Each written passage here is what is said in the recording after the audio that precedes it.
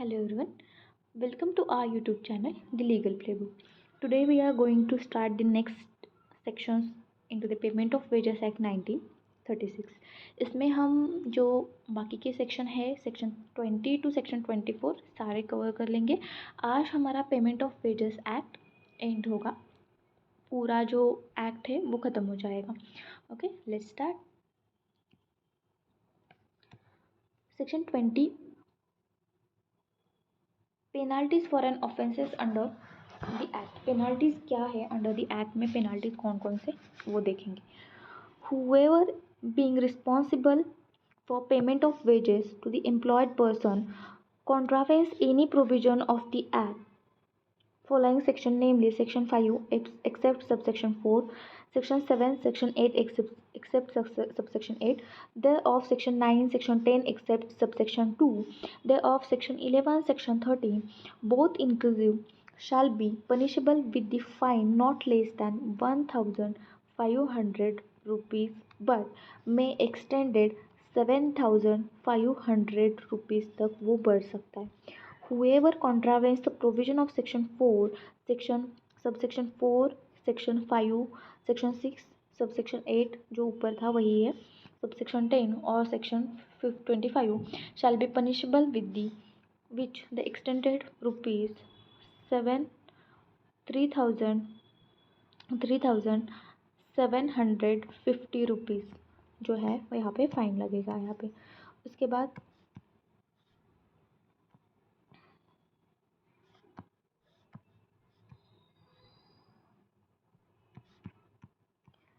To ए में क्या बोला है,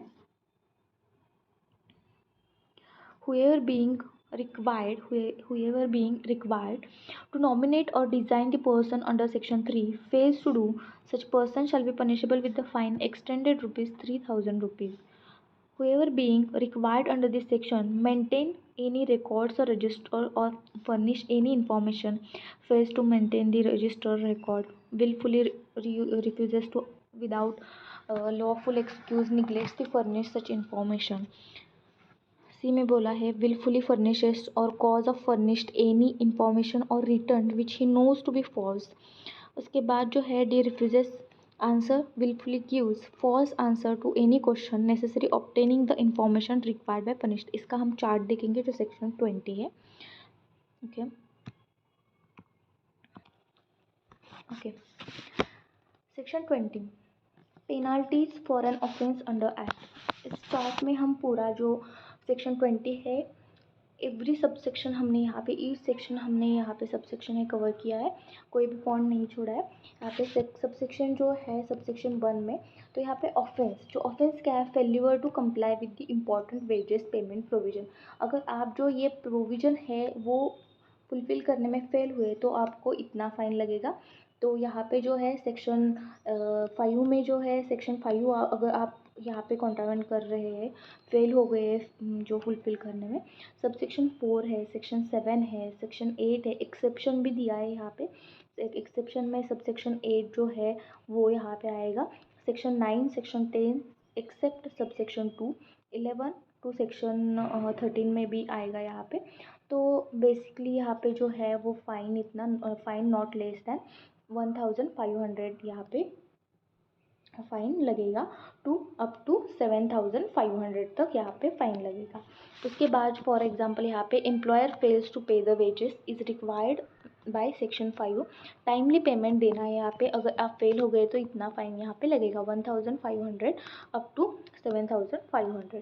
उसके बाद जो है अगर आप कॉन्ट्रावेंशन कर रहे हैं, कॉन्ट्रावेंशन में कॉन्ट्रावेन अदर स्पेसिफिक प्रोविजन जो है यहाँ पे कॉन्ट्रावेंशन कर रहे हैं section 4, subsection 4, section 5, section 6, subsection 8, section 8 of subsection 2 of section 10, section 25 up to 3750 rupees यहाँ पे क्या होगा, फाइन होगा. Example employer fails to nominate person under section 3 to comply with section 6. अगर फेल हो गया तो इतना फाइन इनको लगेगा. 2A में क्या बोला है, failure to nominate designate a person under section 3 में अगर फेल हो गए नॉमिनेट पर्सन और डिजाइनेट पर्सन, तो यहाँ पे सेक्शन 3 में जो है फाइन अप टू 3000 रुपीज़ यहाँ पे फाइन लगेगा। फॉर एग्जाम्पल यहाँ पे employer does not appoint any person responsible for the wages payment record के लिए, अगर आपने एजेंट होगा, अगर नॉमिनेट पर्सन आपने अपॉइंट ही नहीं किया है, पेमेंट ही नहीं दे रहा है, तो यहाँ पे क्या होगा, 3000 रुपीज़ फाइन यहाँ पे लग सकता है। तो नेक्स्ट है सेक्शन जो 20 है, सेक्शन 20 में ही सब सेक्शन 3, तो यहाँ पे जो failure to maintain records, furnish information, providing false information आप प्रोवाइड कर रहे हैं, all obligation under act maintaining the register returns information, यहाँ पे फाइन कितना लगेगा, फाइन नॉट लेस दैन 1500, जैसे सबसेक्शन 1 में था ना कि failure to comply with important wages payment provision, वैसे यहाँ पे सबसेक्शन 3 एंड सबसेक्शन 1 आप कनेक्ट करके यहाँ पे याद रख सकते हैं। Not less than 1500 up to 7500 per offence के लिए यहाँ पे लगेगा। उसके बाद 4 में आप एग्जांपल देख लीजिए। इसके बाद ऑब्स्ट्रक्टिंग इंस्पेक्टर को अगर आप ऑब्स्ट्रक्ट कर रहे हैं तो आईपीसी भी यहाँ पे लग सकता है। उसके बाद any obstruction, refusal, inspection, non production of document and preventing witnesses आप कर रहे हैं यहाँ पे, तो यहाँ पे fine not less than 1500 up to 7500। तो यहाँ पे 3, 4 एंड 1 जो सबसेक्शन है वो आप यहाँ पे कनेक्ट करके लिख लीजिए। उसके बाद 5th में जो है रिपीटिंग ऑफेंस, अगर सेम काइंड ऑफ ऑफेंस आप बार बार रिपीट कर रहे हैं तो यहाँ पे फाइन लगेगा।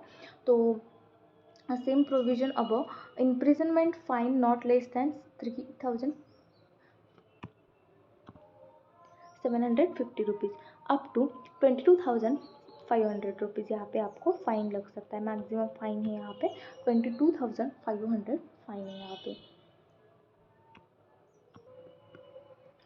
उसके बाद जो है लास्ट जो सबसेक्शन है इसमें willfully failure to pay the wages, आप विलफुली पेजेस नहीं पे कर रहे हो एम्प्लॉय को, तो any failure to pay the wages at time fixed pay नहीं कर रहे तो जो एम्प्लॉयर है, तो यहाँ पे एम्प्लॉयर उसका जो नॉमिनेटेड पर्सन है, एजेंट है, वो एडिशनल यहाँ पे आपको क्या करना है, पर डे पे एडिशनल पेमेंट यहाँ पे ₹750 आपको देना है। यहाँ पे एग्जाम्पल आप देख लीजिए। तो ये वो बेसिक हमारा सेक्शन 20 का जो चार्ट है, आई होप आपको समझ आएगा सेक्शन 20। सो नेक्स्ट सेक्शन 21 देखेंगे हम। ओके, सेक्शन 21, तो यहाँ पे जो है section 21 procedure in trial of offence, अगर ऑफेंस हुआ है तो अब ट्रायल होगा, तो प्रोसीजर क्या होगा बेसिक वो बोला है यहाँ पे।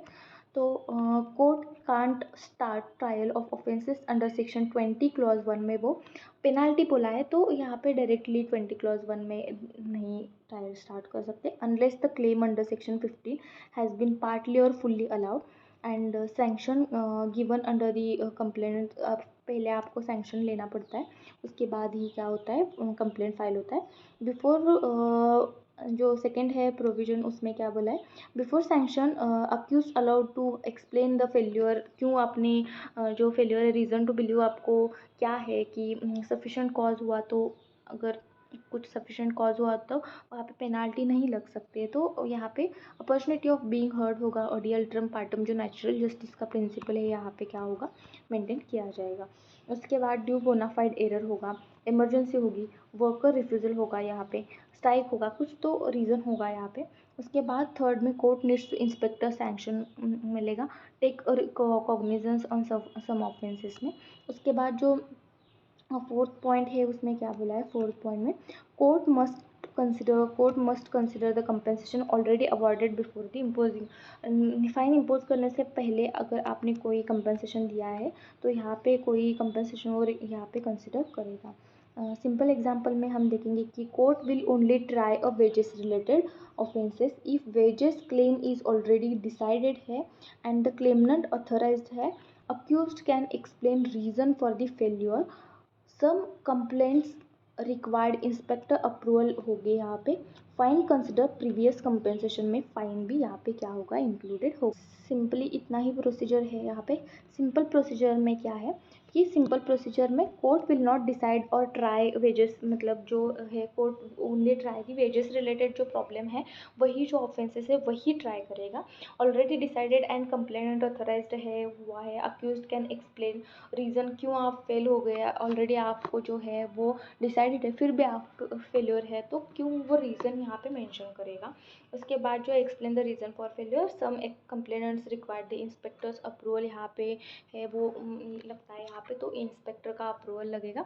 तो एग्जांपल देखेंगे, employer can only be prosecuted for the non payment of if workers wages claim और was granted and sanction given, employer explain failure due to the emergency, court may refuse the sanction। यहाँ पे sanction नहीं देगा अगर यहाँ पे emergency कोई है और जो reason to believe बोनाफाइड है तो यहाँ पे कोर्ट sanction नहीं देगा। ये प्रोसीजर दिया है सेक्शन 21 में। ओके, तो नेक्स्ट सेक्शन 22। ओके, जो सेक्शन 22 है इजी है। Section 22 contravention to other specific provisions है, sorry bar to the suit है। Section 22 bar to the suit. Section 22 में क्या बोला है, bar of the suit, no court can hear the suit for the wages deduction if a claim for the same amount is pending under section 15 और appeal under section 17। Already pending है section 15 में and appeal कर रहे हैं section 17 में, तो यहाँ पे कोर्ट नहीं फिर से वो हियर करेगा, एंटरटेन करेगा, बार होगा सूट पे। फॉर एग्जांपल यहाँ पे worker can sue in a court for the wages if issue is और was already dealt with under act, claim already dealt हुआ है तो फिर आप क्यों अपील कर रहे हैं, ऑलरेडी आपको क्लेम मिला है तो फिर भी आप अपील कर रहे हैं, तो ऐसा नहीं होगा यहाँ पे। Worker can not file a lawsuit for unpaid wages if he has already paid है आपको पेमेंट जो है, फिर भी आप क्या कर रहे हैं, अनपेड है इसीलिए जो है वो कोर्ट में केस दाखिल करें, तो यहाँ पे नहीं होगा ऐसे। तो जो है बी में क्या है, direction order already given in the section 15, जो सेक्शन 15 में है जो है वो डायरेक्शन दिया गया है। उसके बाद जो है claim was rejected under section 15 के प्रोसीजर में अगर क्लेम रिजेक्टेड है ऑलरेडी तो नहीं होगा। यहाँ पे नेगेटिव सेंस में दिया है bar of the suit, claim could have been made under section 15, तो जो है वो मेड अंडर सेक्शन 15 में है तो नहीं मिलेगा यहाँ पे। सेक्शन 15 में सिंपली इतना ही था कि हमने देखा था हु कैन, पिछली वीडियो में, who can hear a claims about the wages of deduction.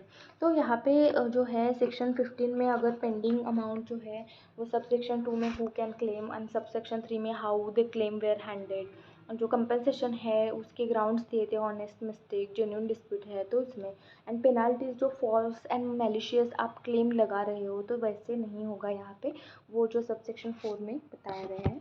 तो सेक्शन 20 में वहाँ पे बार लग सकता है। उसके बाद देखेंगे हम सेक्शन 22A।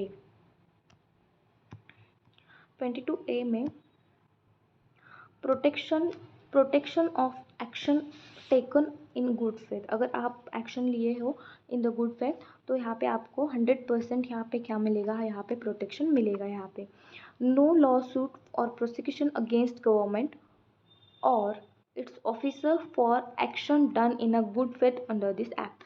अगर कोई गवर्नमेंट है और ऑफिसर है और जो भी action in the good faith ले रहे हैं जो गवर्नमेंट ऑफिसर, तो यहाँ पे उनके ऊपर आप केस नहीं फाइल कर सकते और प्रोसिक्यूशन नहीं चला सकते हो। Government officially acts honestly under this act, law are protected from the legal action, जो भी है यहाँ पे प्रोटेक्शन 100% मिलेगा। उसके बाद हम देखेंगे सेक्शन 23। 23 में क्या है, कॉन्ट्रैक्टिंग आउट। कॉन्ट्रैक्टिंग आउट मतलब any contract where worker gives up right under this act is an void, मतलब क्या बोला है, worker statutory right can not be waived और given up by the contract. जो है अब क्या कर रहे हैं वर्कर और जो एम्प्लॉयर है, एम्प्लॉयर क्या कर रहा है कि कॉन्ट्रैक्ट करके जो वर्कर का राइट है वो क्या कर रहा है, वेव्ड ऑफ कर रहा है। कॉन्ट्रैक्ट से आप जो आपका राइट है वो वेव ऑफ नहीं कर सकते। फॉर एग्जांपल यहाँ पे जो है employer can't make worker sign on the contract saying no wages claim allowed such is an invalid void contract होगा यहाँ पे। एम्प्लॉयर ऐसे करके यहाँ पे वो कॉन्ट्रैक्टिंग आउट नहीं कर सकता है यहाँ पे। सेक्शन लास्ट सेक्शन है 24। यहाँ पे जो है डेलीगेशन ऑफ पावर्स जो है, यहाँ पे government can delegate its power under act to subordinate officer और state government via official notification से क्या कर सकता है, पावर्स डेलीगेट कर सकता है। Higher authorities can authorize other to act and their behalf act this act. Central government जो है delegate his power to district labour court को क्या कर सकती है, ऑफिसर को क्या कर सकते हैं, हैंडल करने के लिए क्या कर सकते हैं, डेलीगेट कर सकती है। ओके, ये हुआ हमारा टोटल जो पूरा है पेमेंट ऑफ वेजेस एक्ट हमारा कंप्लीट हुआ है। आई होप आपको समझ आया होगा। ओके, अगर आपको कोई अदर सब्जेक्ट के लेक्चर्स चाहिए तो let me know in the comment section. Thank you.